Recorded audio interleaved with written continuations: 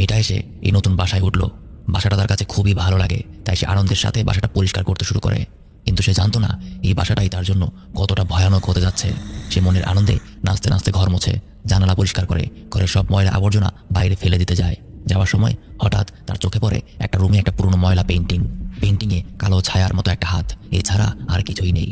মেয়েটা বুঝতে পারছে না এই ময়লা পেইন্টিং এখানে কিভাবে এলো।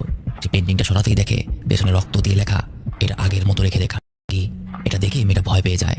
লেখাটা আসলেই রক্ত কিনা চেক করার জন্য সে হাত দিয়ে দেখে। হাত দিতেই মেয়েটা চমকে যায়। লেখাটা টাটকা, একদম তাজা রক্ত দিয়ে লেখা। সে লেখাটা পরিষ্কার করার জন্য সাথে সাথে ন্যাকড়ান্তিক কিচেনে চলে যায়। কাপড় নিয়ে রুমে ফিরে এসে দেখে পেইন্টিংটা আবার অটোমেটিক দেয়ালে লেগে গেছে। কিন্তু তার চেয়েও ভয়ানক হলো, পেইন্টিংয়ে এবার আর একটা হাত না, এবার হাত দুটো। মেয়েটা এবার অনেক বেশি ভয় পেয়ে যায়। এটা কিভাবে হলো? সে ভয়ে ভয়ে বলতে থাকে, এই রুমে কেউ লুকিয়ে থাকলে এখনই বের হয়ে এসো।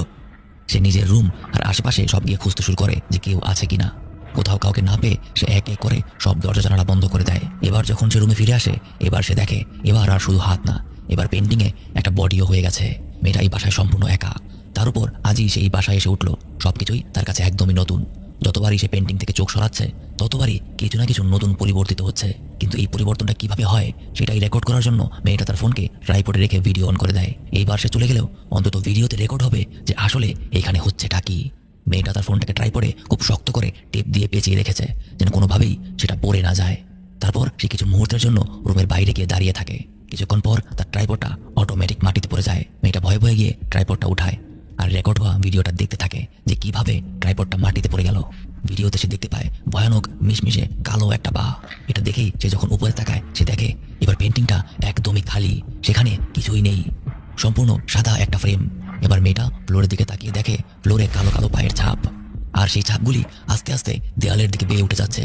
আর তার চেয়েও আশ্চর্যের বিষয়, পায়ের ছাপগুলি মানুষের পা থেকে কেমন যেন ছাগলের পায়ের মতো হয়ে যাচ্ছে। এবার মেয়েটা আবার ফোনের দিকে তাকাতেই যাবে, ঠিক তখনই তার সামনে চলে আসে ভয়ানক মিশমিশে কালো এক প্রাণী। আর তারপর কিছুক্ষণ মেয়েটার চিৎকার ছাড়া আর কিছুই শোনা যায় না। একটু পর দেখা যায় পেন্টিংটা আবার আগের জায়গায় চলে গেছে। এটা